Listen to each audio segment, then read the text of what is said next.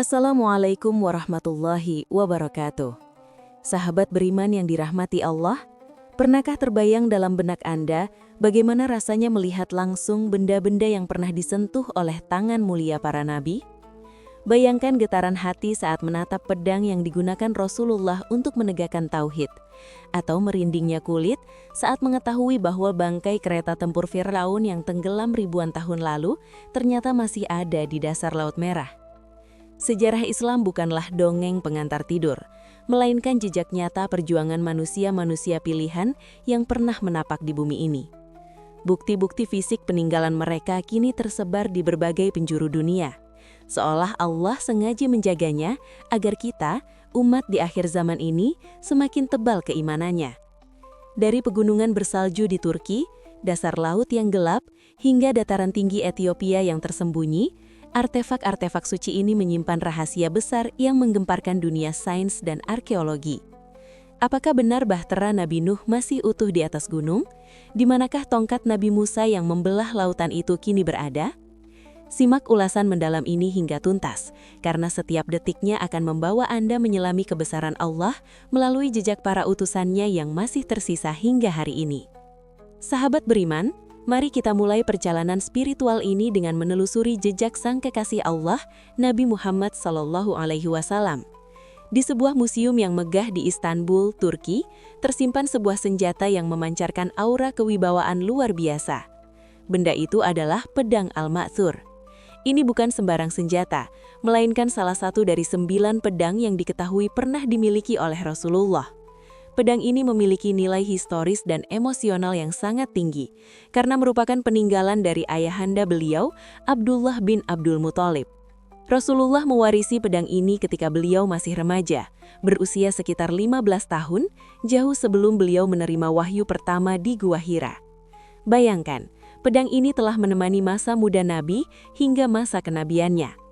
Secara fisik, pedang Al-Ma'thur ini memiliki panjang sekitar 100 cm dengan gagang yang terbuat dari emas murni berbentuk kepala ular yang sangat indah. Keindahan pedang ini semakin memukau dengan hiasan batu-batu mulia jamrud dan pirus yang membentuk ornamen bunga, menunjukkan bahwa selain sebagai senjata, ia juga adalah karya seni yang agung. Bilahnya bermata dua dengan ujung yang runcing, didesain untuk pertarungan jarak dekat yang mematikan. Yang membuat hati bergetar adalah adanya ukiran kaligrafi Kufi di dekat gagangnya yang bertuliskan nama ayahanda Nabi, Abdullah bin Abdul Muthalib. Dalam sejarahnya, pedang ini jarang digunakan untuk berperang di medan tempur terbuka, namun selalu dibawa Rasulullah dalam momen-momen penting. Salah satunya adalah saat pernikahan putri tercinta beliau, Fatimah Az-Zahra dengan Ali bin Abi Thalib. Pedang ini menjadi simbol kepemimpinan dan perlindungan. Bahkan pada masa kekhalifahan Utsmaniyah, pedang ini dianggap sangat sakral. Ketika hendak mengirim pasukan untuk berjihad atau mempertahankan wilayah Islam, sang khalifah akan mengeluarkan pedang ini dari sarungnya dan berdoa memohon kemenangan kepada Allah dengan perantara keberkahan peninggalan Nabi tersebut. Dari Turki, mari kita melangkah mundur jauh ke masa lalu, ke zaman Nabi Musa alaihi salam. Dunia arkeologi pernah digemparkan oleh klaim penemuan benda paling suci bagi Bani Israel, yaitu tabut perjanjian atau the Ark of the Covenant. Benda ini dikisahkan dalam 3 kitab suci sekaligus, Taurat, Injil, dan Al-Quran. Dalam Al-Quran, Allah berfirman mengenai tabut ini dalam surah Al-Baqarah ayat 248. Wa qala lahum nabiyyuhum inna ayata mulkihi ayyatiyakumut tabutu fihi sakinatum mir rabbikum wa baqiyatum mimma taraka alu Musa wa alu Haruna tahmiluhul malaikah inna fi dzalika laayatan lakum in kuntum mu'minin. Artinya, dan nabi mereka berkata kepada mereka, sesungguhnya tanda ia akan menjadi raja ialah kembalinya tabut kepadamu, di dalamnya terdapat ketenangan dari Tuhanmu, dan sisa dari peninggalan keluarga Musa dan keluarga Harun. Tabut itu dibawa malaikat. Sesungguhnya pada yang demikian itu terdapat tanda bagimu, jika kamu orang yang beriman. Tabut ini adalah peti berlapis emas yang diyakini menyimpan loh batu berisi 10 perintah Tuhan, serta peninggalan Nabi Musa dan Harun lainnya. Sebuah tim peneliti dari Bible Archaeology Search and Exploration Institute atau BASE mengklaim bahwa mereka telah melacak keberadaan tabut ini hingga ke Ethiopia. Menurut penelusuran mereka, Tabut ini dibawa keluar dari Israel, menyusuri Sungai Nil, dan kini disembunyikan di sebuah gereja terpencil bernama Gereja Bunda Maria dari Zion di kota Aksum, Ethiopia. Tempat ini dijaga sangat ketat. Tidak ada seorang pun yang diizinkan masuk dan melihatnya secara langsung, kecuali satu penjaga suci yang dipilih seumur hidup. Konon aura dan kekuatan dari benda ini begitu dahsyatnya, sehingga mata dunia dianggap akan mencemarinya jika melihatnya sembarangan. Masih berkaitan dengan Nabi Musa, misteri keberadaan tongkat beliau yang legendaris ini juga menjadi perbincangan hangat.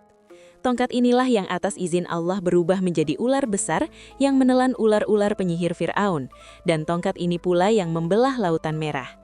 Banyak ahli sejarah dan teolog meyakini bahwa tongkat sakti ini tersimpan rapi di dalam tabut perjanjian yang kini berada di Ethiopia.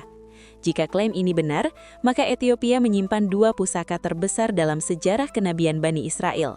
Namun karena larangan ketat untuk membuka atau melihat isi tabut, keberadaan tongkat tersebut masih menjadi misteri ilahi yang belum terpecahkan sepenuhnya oleh mata manusia modern. Berbicara tentang Nabi Musa dan mukjizat Laut Merah, tentu tidak lengkap jika tidak membahas bukti kehancuran musuh utamanya, Fir'aun.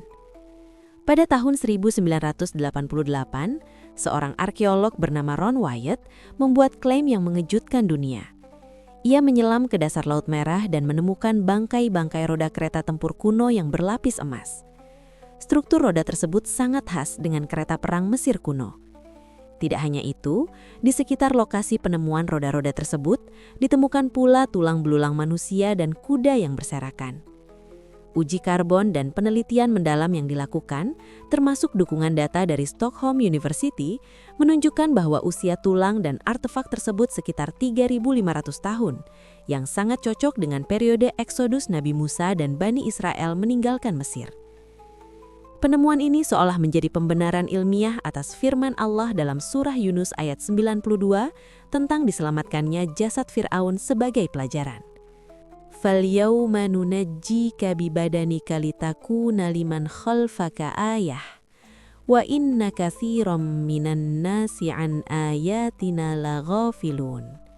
Yang artinya, maka pada hari ini kami selamatkan badanmu, supaya kamu dapat menjadi pelajaran bagi orang-orang yang datang sesudahmu. Dan sesungguhnya, kebanyakan dari manusia lengah dari tanda-tanda kekuasaan kami. Roda-roda kereta di dasar laut itu adalah saksi bisu betapa dahsyatnya azab Allah bagi penguasa yang sombong. Beralih ke kisah nabi lainnya yang juga melibatkan air bah, namun dalam skala yang jauh lebih besar, yaitu Nabi Nuh alaihi salam. Kisah banjir besar yang menenggelamkan seluruh peradaban manusia durhaka di masa lalu telah menjadi memori kolektif berbagai bangsa. Allah berfirman dalam surah Al-Ankabut ayat 15, فَأَنْجَيْنَاهُ وَأَصْحَابَ السَّفِينَةِ وَجَعَلْنَاهَا آيَةً لِلْعَالَمِينَ. Yang artinya, maka kami selamatkan Nuh dan penumpang-penumpang bahtera itu, dan kami jadikan bahtera itu tanda yang nyata bagi semua umat. Ayat ini menegaskan bahwa bahtera itu dijadikan tanda bagi alam semesta. Dan benar saja, sekelompok peneliti yang tergabung dalam Noah's Ark Ministries International atau NAMI pada April 2010 mengumumkan penemuan yang mengguncangkan dunia. Mereka mengklaim telah menemukan struktur kayu raksasa yang terkubur di bawah lapisan es dan batuan vulkanik di Gulung Ararat, Turki pada ketinggian 4.000 meter. Struktur kayu tersebut memiliki ruangan-ruangan seperti kamar yang diyakini sebagai kandang hewan dan tempat tinggal manusia.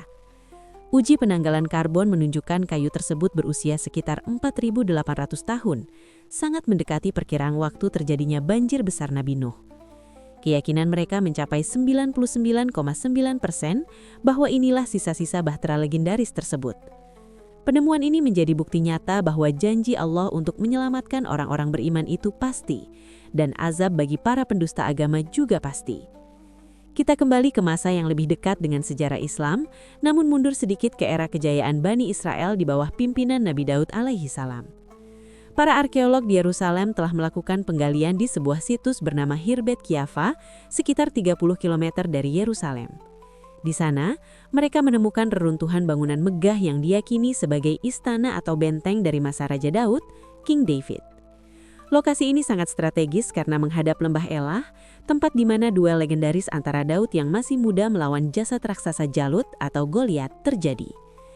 Kisah ini diabadikan Allah dalam surah Al-Baqarah ayat 251. Fahazamuhum biidnillahi wa qattala Dawudu Jaluta wa atahullahul mulka wal hikmata wa 'allamahu mimma yasha. Yang artinya, mereka tentara Talut mengalahkan tentara Jalut dengan izin Allah. Dan dalam peperangan itu, Daud membunuh Jalut, kemudian Allah memberikan kepadanya Daud pemerintahan dan hikmah sesudah meninggalnya Talut dan mengajarkan kepadanya apa yang dikehendakinya. Penemuan benteng ini membantah anggapan skeptis yang mengatakan Daud hanyalah tokoh mitos. Reruntuhan ini membuktikan bahwa Daud adalah raja nyata yang memiliki pusat pemerintahan yang kuat dan terorganisir pada abad ke-10 sebelum Masehi. Kini, mari kita kembali ke Tanah Suci Mekah, pusat kiblat umat Islam. Di sana terdapat bangunan Ka'bah yang mulia. Tahukah sahabat beriman bahwa kunci pintu Ka'bah yang digunakan saat ini memiliki sejarah panjang yang bersambung hingga ke masa Rasulullah? Kunci yang ada saat ini beserta kunci-kunci cadangan dari masa lalu tersimpan dengan rapi. Salah satu replika kunci kuno dari masa Rasulullah kini disimpan di Museum Topkapi, Turki. Kunci ini memiliki ukuran sekitar 35 cm, dibungkus kain hijau dengan bordir emas. Namun yang paling istimewa adalah pemegang kuncinya. Sesuai wasiat Rasulullah saat Fathu Makkah, kunci Ka'bah ini dipegang secara turun-temurun oleh Bani Syaibah. Rasulullah bersabda, "Ambillah kunci ini wahai Bani Talhah, Syaibah, selamanya hingga hari kiamat tidak ada yang merampasnya dari kalian kecuali orang zalim." Hingga hari ini kehormatan untuk membuka, menutup dan mencuci Ka'bah dipegang oleh keluarga ini, sebuah tradisi yang telah berlangsung lebih dari 1400 tahun tanpa terputus. Sahabat beriman, rasa cinta kita kepada Rasulullah seringkali membuat kita merindukan segala hal yang berkaitan dengan beliau. Di Turki dan Palestina, terdapat jejak fisik yang diyakini sebagai cetakan kaki Rasulullah. Cetakan kaki ini berkaitan dengan peristiwa Isra Miraj, di mana beliau berpijak pada sebuah batu sebelum naik ke Sidratul Muntaha. Batu tersebut menjadi lunak karena kemuliaan kaki beliau, sehingga meninggalkan bekas. Satu potongan batu dengan cetakan kaki ini disimpan di Dome of the Rock, Kompleks Masjidil Aqsa, dan potongan lainnya dibawa ke Istanbul dan disimpan di Museum Topkapi. Melihat jejak kaki ini seolah mendekatkan jarak ribuan tahun antara kita dengan Sang Nabi, mengingatkan kita pada perjalanan agung beliau menembus langit ketujuh untuk menerima perintah sholat. Tidak hanya jejak kaki, benda pribadi Nabi lainnya yang juga mengundang decak kagum adalah sebuah mangkuk yang diklaim milik Rasulullah. Mangkuk ini kini berada di tangan Ramzan Kadyrov, pemimpin Chechnya. Mangkuk ini didapatkan dari keturunan Sayyidina Ali bin Abi Thalib yang bermukim di London. Ketika mangkuk ini tiba di Chechnya, sambutan rakyat sangat luar biasa, diiringi tangis haru dan sholawat. Mangkuk ini disimpan di Masjid Utama Chechnya dan hanya dikeluarkan pada momen-momen tertentu seperti Maulid Nabi. Siapapun yang melihatnya akan merasakan getaran rindu yang mendalam kepada pemilik asrinya, sang manusia paling mulia. Peninggalan terakhir yang juga sangat menyentuh hati adalah baju gamis Rasulullah, atau yang dikenal dengan Hirqa-i Syarif. Baju ini terbuat dari bahan katun krem dan kini disimpan di Masjid Hirqa Syarif di Istanbul. Baju ini adalah pemberian Rasulullah kepada Uwais Al-Qarnain, seorang tabi'in yang sangat berbakti kepada ibunya, namun tidak sempat bertemu Nabi semasa hidupnya. Baju ini diwariskan turun-temurun hingga akhirnya dibawa ke Turki pada masa pemerintahan Sultan Ahmed I. Mengapa banyak sekali peninggalan Nabi ada di Turki? Hal ini karena Kesultanan Utsmaniyah pernah menjadi pusat kekhalifahan Islam selama berabad-abad. Mereka dengan penuh hormat mengumpulkan dan menjaga relikwi suci dari Mekah, Madinah dan wilayah Islam lainnya untuk diamankan di Istanbul terutama saat terjadi gejolak politik di Jazirah Arab. Berkat upaya mereka, kini kita masih bisa menyaksikan bukti-bukti cinta itu. Sahabat beriman, melihat benda-benda peninggalan ini bukanlah untuk dikultuskan atau disembah, melainkan sebagai tabaruk atau mengambil berkah dan pelajaran sejarah. Keberadaan pedang, jubah, hingga sisa bahtera Nuh dan kereta Fir'aun adalah tanda-tanda kebesaran Allah yang nyata. Bahwa kisah-kisah dalam Al-Quran adalah kebenaran absolut yang didukung oleh bukti-bukti di muka bumi. Semoga dengan mengetahui ini, keimanan kita semakin kokoh, rasa cinta kita kepada para nabi semakin dalam, dan semangat kita untuk meneladani perjuangan mereka semakin membara. Jangan biarkan sejarah ini berlalu begitu saja. Sampaikan kepada anak cucu kita agar mereka bangga menjadi bagian dari umat yang besar ini. Terima kasih telah menyimak hingga akhir. Jangan lupa untuk menyaksikan video kami selanjutnya yang akan mengupas tuntas misteri-misteri Islam lainnya yang tak kalah menakjubkan. Wassalamualaikum warahmatullahi wabarakatuh.